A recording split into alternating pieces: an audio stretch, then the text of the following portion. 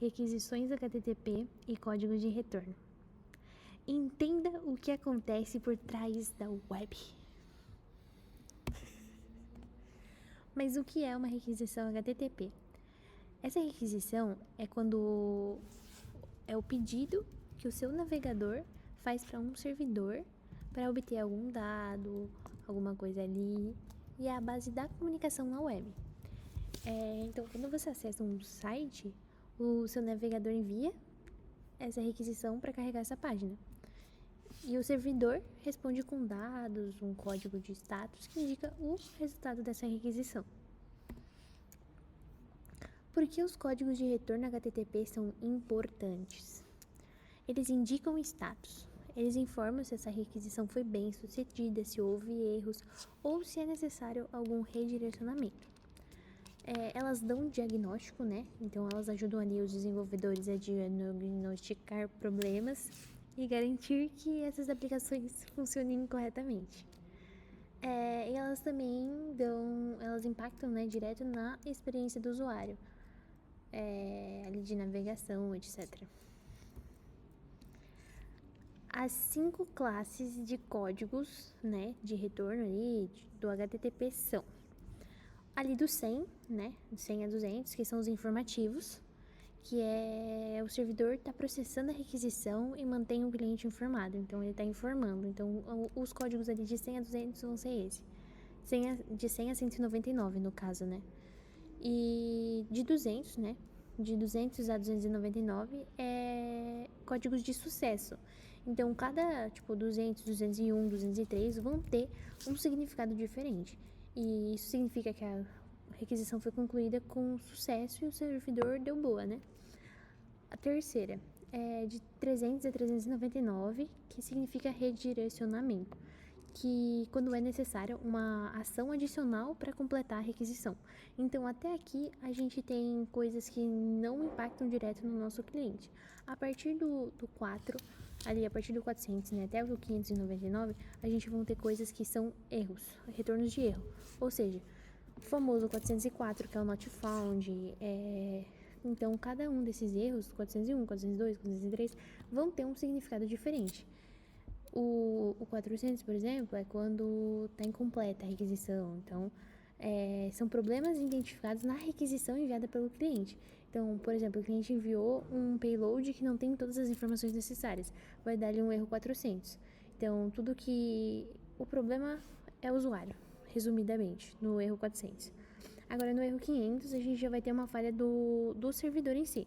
Quando a falha é do nosso lado de desenvolvedor, do nosso lado de empresa, do nosso lado de banco de dados.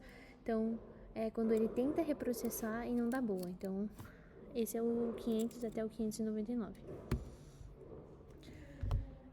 Aqui está explicando um pouquinho mais sobre os códigos informativos, né? Acredito que não seja necessário, porque eu já expliquei ali nos outros. Então, aqui, ó, 200 OK, 201 created, 204 que é uma requisição processada que não tem conteúdo de retorno, né? De retorno de volta.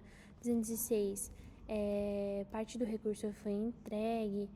Então, aí são os códigos de sucesso. Ali, uns exemplos de códigos de redirecionamento, né?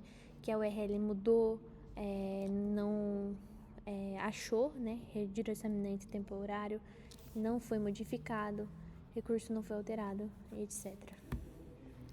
Erros 400, né? Ali os exemplos que eu dei, né? De 404, not found, o 403, o forbidden, que é o acesso proibido ao recurso, mesmo com autenticação. O 401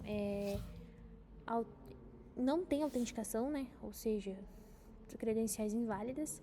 E o 400, que é a requisição mal formatada, que é o que eu comentei já. Agora, o de 500, aqui a gente tem 4 exemplos. Internal serve erro, erro genérico, ruim requisição, bad requisição, que é o servidor recebeu resposta inválida, né? Serviço temporariamente indisponível, tempo de resposta timeout, né, ali. Conclusão. A gente tem que dominar os códigos para melhorar nossas aplicações. Então, se a gente conseguir tratar bem esses erros, imagina, de 400 a 499, tem erro para tudo. E se não tiver, eles criam. Então, se a gente dominar os códigos de retorno, a gente vai ter servidores muito mais lindos e bonitos, né? Não vai quebrar tanto o produtivo. Aqui eu vou falar um pouco sobre os métodos de requisição, porque até agora a gente falou sobre código de retorno, o que é uma requisição, mas quais são os métodos que a gente usa para conseguir esses códigos de volta. Então a gente tem o GET em primeiro lugar, que o nome já diz tudo, né? Ele solicita uma representação do recurso especificado. Só devem recuperar dados, eles não devem ter efeitos colaterais. Então, carregar numa página web, buscar a lista de produtos. Então, o GET, ele pega, ele vai trazer uma lista, ele vai pegar, ele não vai enviar nada, ele só vai pegar. O POST é questão de criação, ele vai criar um novo dado. Então, vai criar um usuário, vai enviar um formulário de contrato, vai fazer um pedido. Então, ele está enviando dados para serem processados. Ele resulta numa mudança de estado ou um efeito colateral no servidor. Agora, o put. Ele, resumidamente, ele é o edição, né? Ele edita. Então, ele atualiza completamente o perfil de um usuário, por exemplo. Então, ele substitui todas as representações atuais do recurso de destino pelo conteúdo da requisição. Então, é o famoso edição. Agora, a gente tem o delete também, que o nome já diz tudo. Ele exclui. Então, autoexplicativo. Temos o patch, que é aplicação de modificações parciais a um recurso.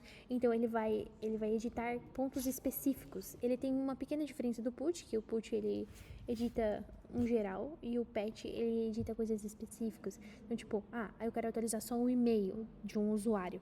Eu vou usar o patch. Agora eu quero atualizar o nome, a idade, vou atualizar um monte de coisa, né? Eu dei ali pro usuário todas as opções. Então, vai ser um put. Tem o head também, que é idêntico ao get, mas sem o corpo da resposta. Então, ele é útil para verificar metadados, como cabeçalhos, HTTP, antes de baixar o recurso completo. Um exemplo é verificar o tamanho de um arquivo antes de fazer o download, né? Ou se o recurso realmente existe. E temos o options, que é o último. Ele descreve as opções de comunicação para o recurso de destino. Ele permite ao cliente descobrir quais métodos o servidor suporta para uma determinada URL. Um exemplo é, antes de uma requisição PUT, verificar se o servidor aceita PUT para aquela rota. Também tem os pares com chave e valor, que transmitem informações que são cruciais ali da requisição, da resposta que o servidor vai retornar ou da requisição que você vai realizar também. Então, compreender eles é muito essencial para otimização, segurança das aplicações web, como que você vai configurar para evitar que seja forçado alguma coisa, uma entrada ou uma retirada de uma informação que você não quer que seja retirado, ou inserido uma informação que você não quer inserir. Aqui eu vou falar de algumas delas, mas nem sempre ou em todos os sistemas você precisa necessariamente usar todas as vezes. Muitas vezes o sistema já vai te retornar essas informações também. Então, por exemplo, o content type, ele indica o formato dos dados no corpo daquela mensagem, né, que seria a requisição. Então, ela é essencial para que o cliente ou o servidor saiba como interpretar o payload, que é aquela questão da requisição.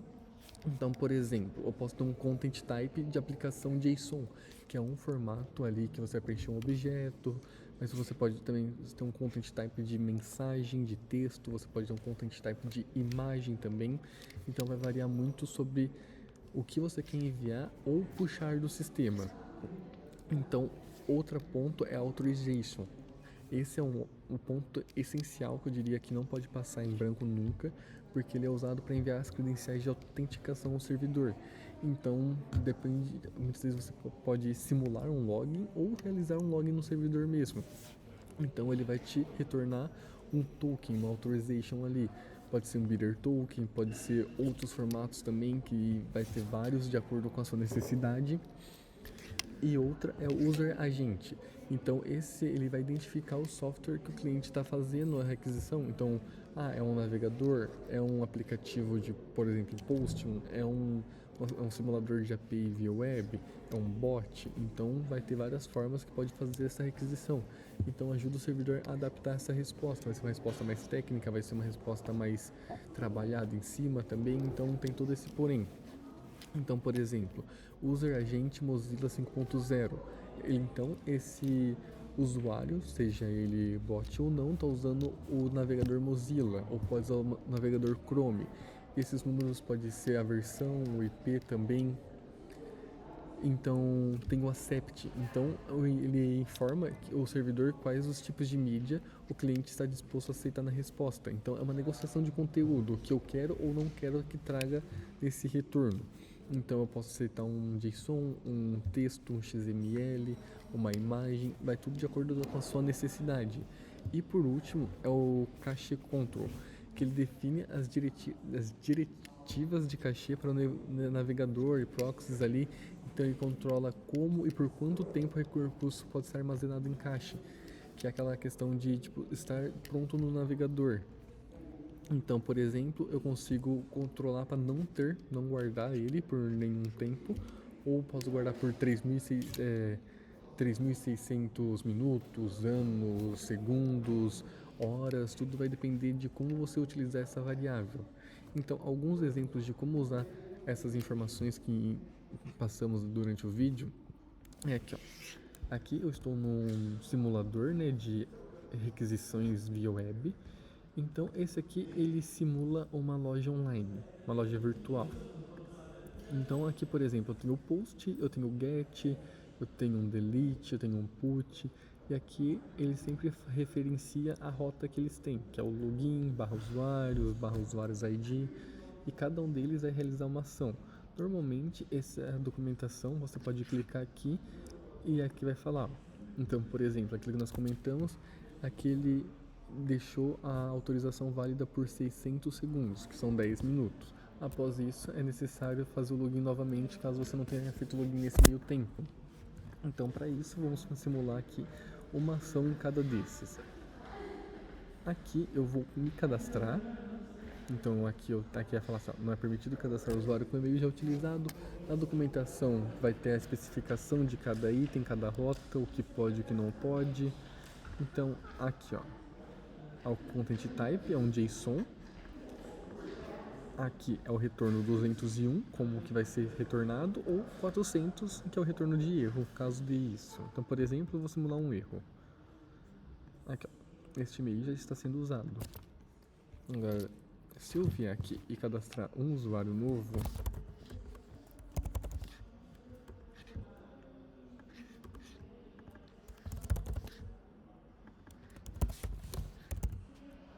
aqui, ó, retornou que foi um cadastro realizado com sucesso. Agora eu posso vir aqui em login.